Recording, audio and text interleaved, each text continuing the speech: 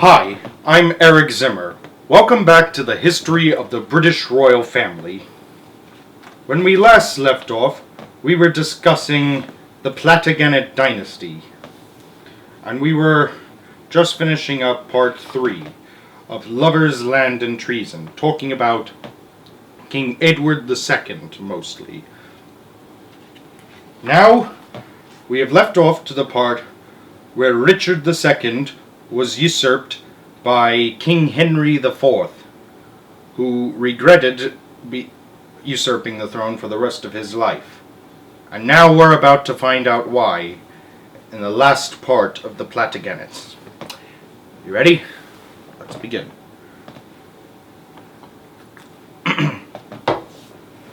Chapter 5, The House of Platagenet, Part 4, Insanity, Civil War, and Child Murder.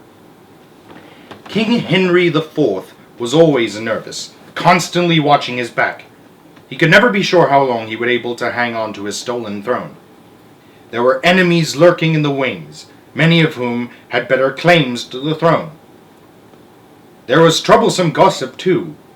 Henry had based his claim to the throne on the fact that he was the grandson of King Edward III, but according to hearsay, when King Edward's wife, Philippa, lay dying in 1369, she made a confession. She revealed that in 1340 she had given birth to a daughter while in Ghent, in present-day Belgium. But by accident, Philippa had killed the young princess. Philippa was terrified the king would find out. So she had a boy, the son of a porter, smuggled into her apartments. Philippa passed the boy off as the child born to her in Ghent. King Edward was delighted with his new son, but the child's real background was kept a secret. The boy grew up to become John of Gaunt, Duke of Lancaster. John of Gaunt was Henry IV's father. If Henry IV had known the truth about his father, he kept it quiet. But there were other pressures. He was consumed by guilt over the murder of King Richard II. He tried to make up for it by paying monks to say prayers for Richard's soul, but it did not make him feel any better. Having stolen the English crown, he had laid himself open to conspiracies. There were several plots to kill him. There were many rebellions against him. King Henry survived them all. But the strain showed. Henry suffered the first of several strokes in 1406. Tales spread that he was suffering from leprosy, though he more probably had eczema. He had epileptic fits. Henry IV was a physical and mental wreck when he died in 1413, at the age of 47. Other Platagenets had not forgotten their own claims to the throne, but they had to wait a while to make their bids. There was no chance during the reign of Henry IV's son and successor, King Henry V. Henry V was one of England's greatest and most successful warrior monarchs, and remains one of England's national heroes. But when he died suddenly in 1422 at the age of 35, his son and successor was just the sort of king his rivals had been waiting for. Henry VI, that's him right here, was still in his cradle when he became king. He grew up weak and timid. Anyone could push him around. He had no military skills and hated bloodshed. Sometimes he stopped the executions of criminals or traitors. He could not bear to see them die. But Henry was very religious. When he had to wear his crown on feast days, he felt he had committed the sin of pride, so he wore a hair shirt next to his skin to make up for it.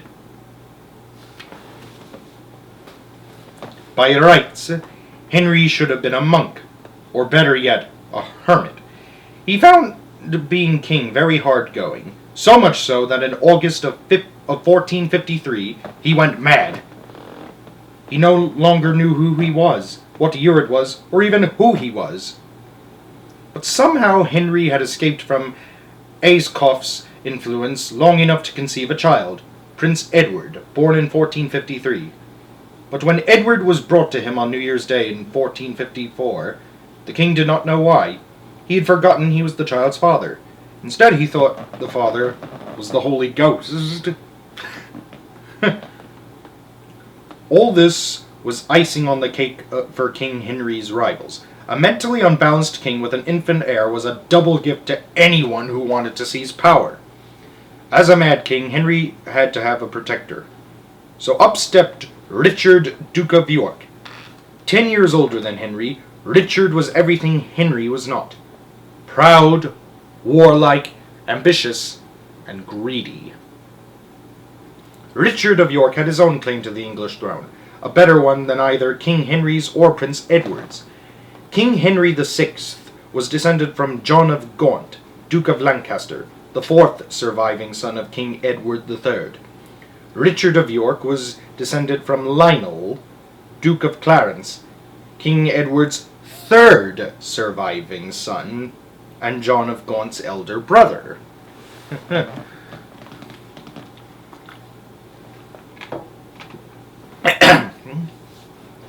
Richard's first move was to have himself appointed the Mad King's protector in March of 1454.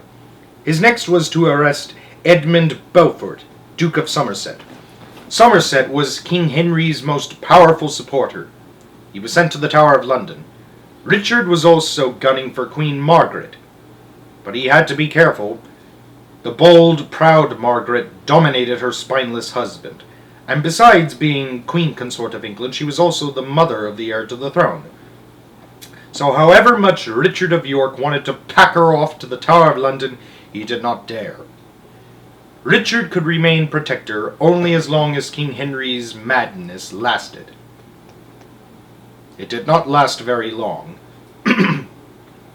By Christmas of 1454, he was better and Richard lost his job. But by now, the power struggle had gone too far. The Platagenet royal family had already split into two rival fractions, King Henry's House of Lancaster and Richard's House of York. The only way to settle the rivalry was by civil war. Their struggle was called the War of the Roses. This was because the badge of Lancaster was a red rose, and the badge of York was a white one.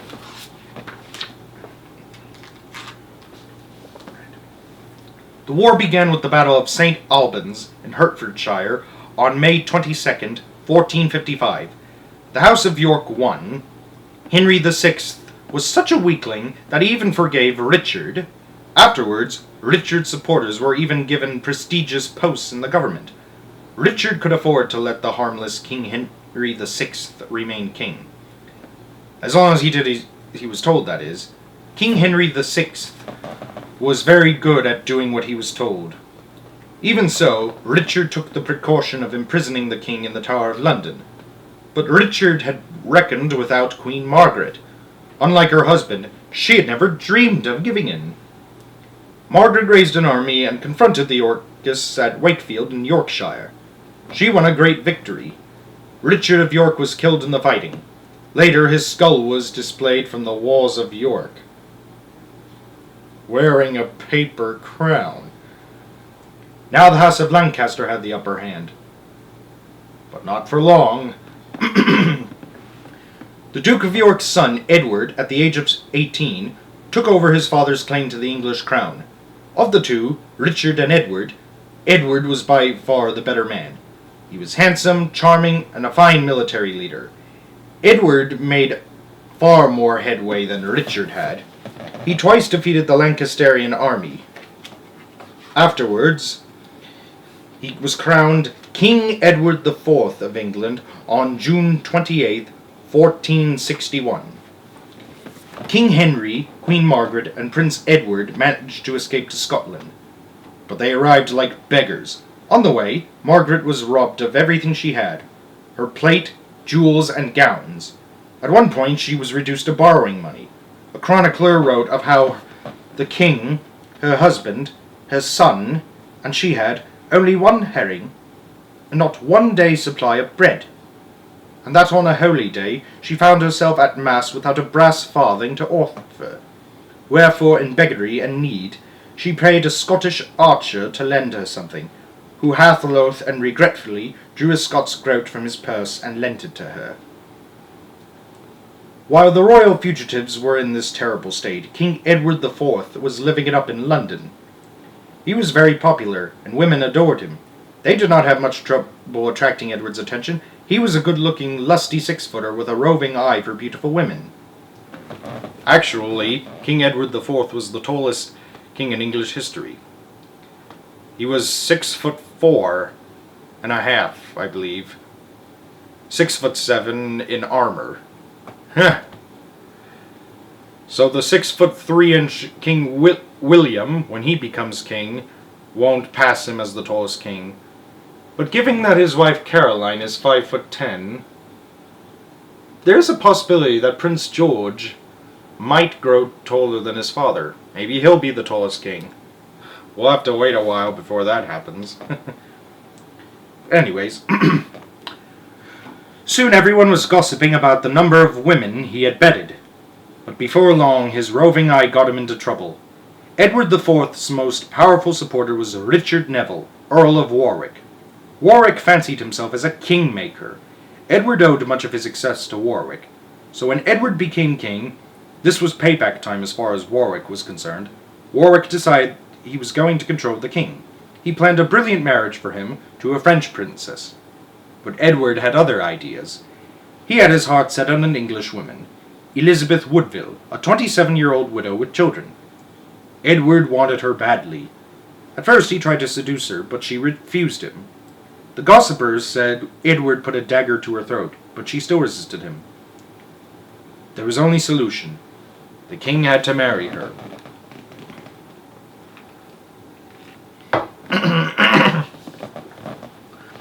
But Edward was still very young and afraid of Warwick, so he married Elizabeth Woodville in secret on May 1st, 1464. Edward managed to prevent Warwick from learning about his marriage for 4 months. When Warwick found out at the end of September of 1464, he was furious. The king made him look like a fool. But that was not all. Elizabeth Woodville's many relatives, including her 7 unmarried sisters, were soon taking advantage and leeching off the king.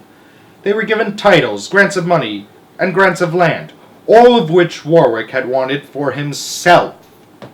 Even more infuriating, King Edward preferred to go to the Woodville family for advice rather than to Warwick. Meanwhile, in 1463, Queen Margaret and Prince Edward managed to escape to France. The deposed King Henry VI was left behind. He had to wander from one safe house to the next. Often he disguised himself as a monk. But Edward IV's spies were after him.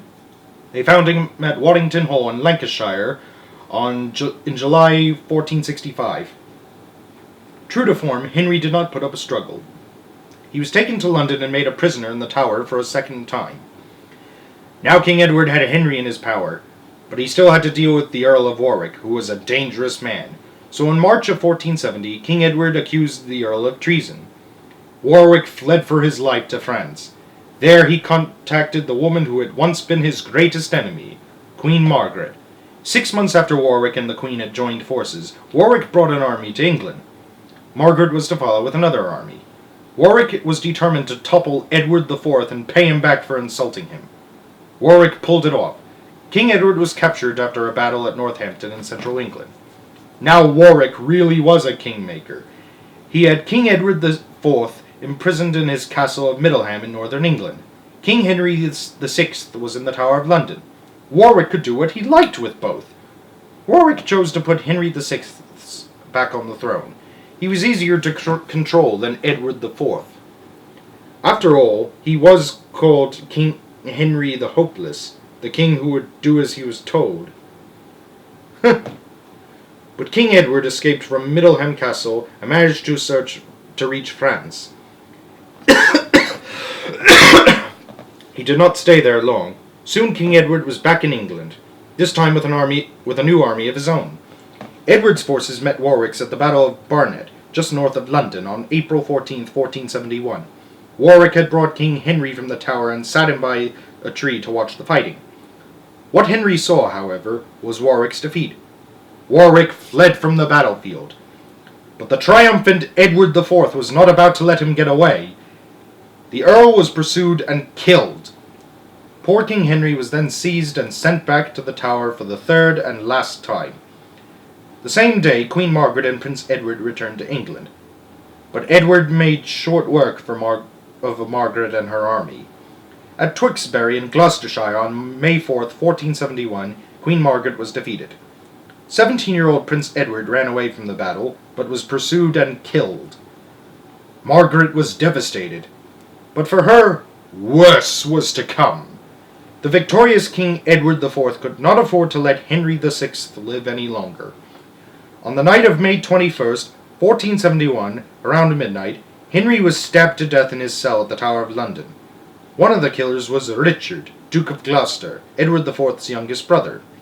Later, Henry's body was publicly displayed so everyone would know he was dead. According to the official story, he had died naturally, of pure displeasure and melancholy. But there was also talk that blood had spurted from his wounds, signifying what had really happened to him. This was the end for Queen Margaret.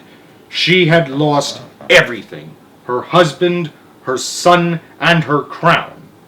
Her father, King René of Sicily, ransomed her, and she lived in France until her death in 1482.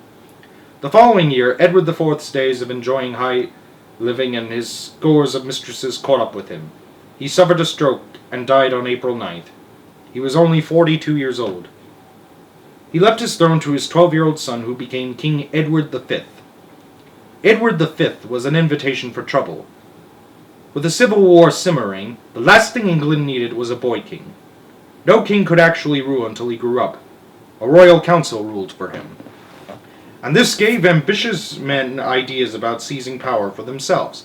The most ambitious of them was Richard of Gloucester. Richard of Gloucester would go down in history as the evil uncle, a deformed monster, and just about everything else bad. This picture of Richard was pure propaganda. It was dreamed up by the Tudor royal family, which took over from the Platagenets after the War of the Roses ended in 1485. Like all propaganda, it was more powerful than true. The Tudors did a very thorough job in creating Richard's demonic image. They turned him into a hunchback.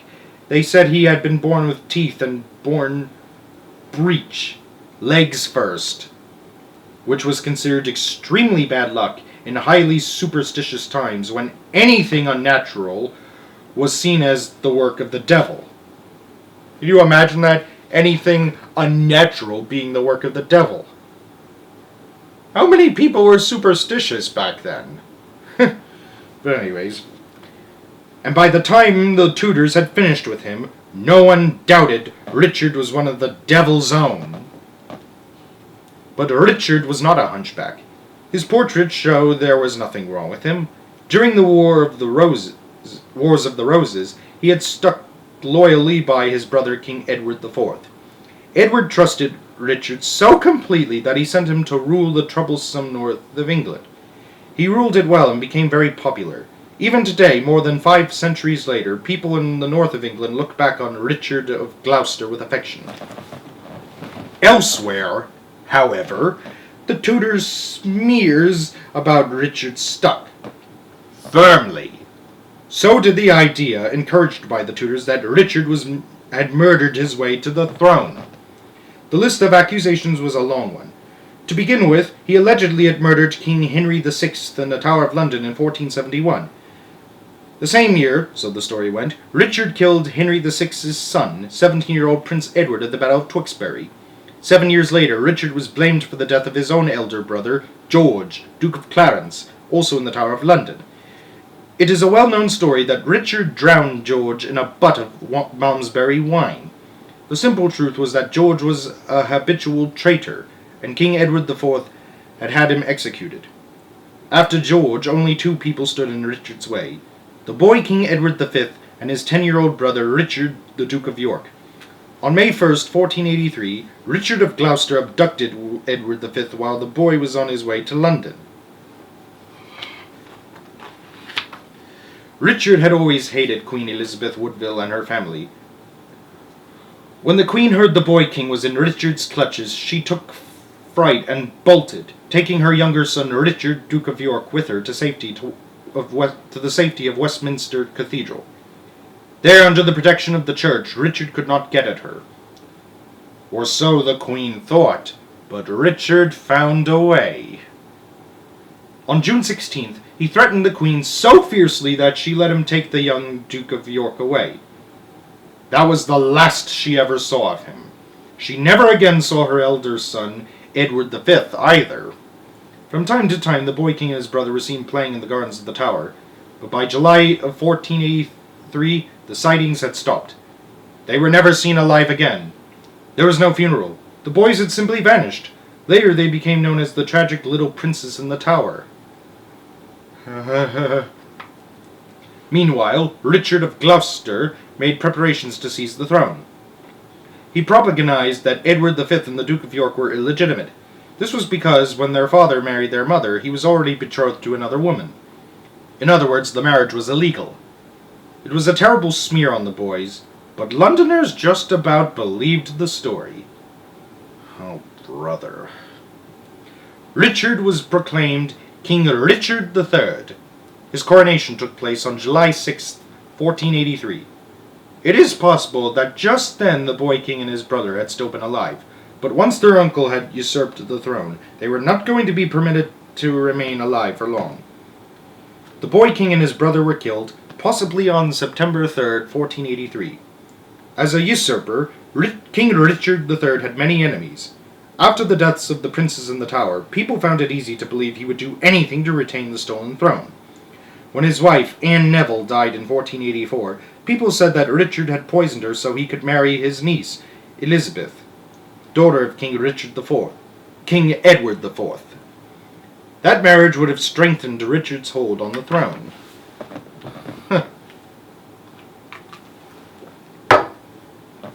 But that was just gossip. Richard's real enemy was Henry Tudor. Henry was the chief claimant to the throne from the House of Lancaster. He had spent most of his life in exile. For years, Henry moved from one secret place to another, dodging the thugs that Yorkists had sent to kill him. He escaped them all, and in 1485 he set out to remove Richard from his stolen throne. On August 7th, Henry Tudor arrived with an army of 4,000 to 5,000 men at Milford Haven in South Wales. It was not a large force. So on August 22nd, when Henry Tudor confronted Richard and his army of 12,000 men at the Battle of Bosworth in Lancashire, his chances did not look good. But what neither Richard nor Henry knew was that 3 of Richard's commanders were about to desert him. One of them, Henry Percy, Earl of Northumberland, refused to move his troops when ordered. 2 others, Sir William Stanley and his brother Lord Stanley, planned to switch sides. Richard was doomed. All he could do in the circumstances was make a desperate attack. It proved to be suicidal. With a small force of men, Richard spurred his force through the front line of Henry Tudor's army. His aim was to reach Henry and kill him. Richard never got that far. He managed to kill Henry's standard-bearer, but Henry's soldiers closed in and trapped him. Before long, Richard was pulled from his horse and killed. Afterwards, his naked body was slung over the back of a pack horse. Then it was taken to Leicester for burial.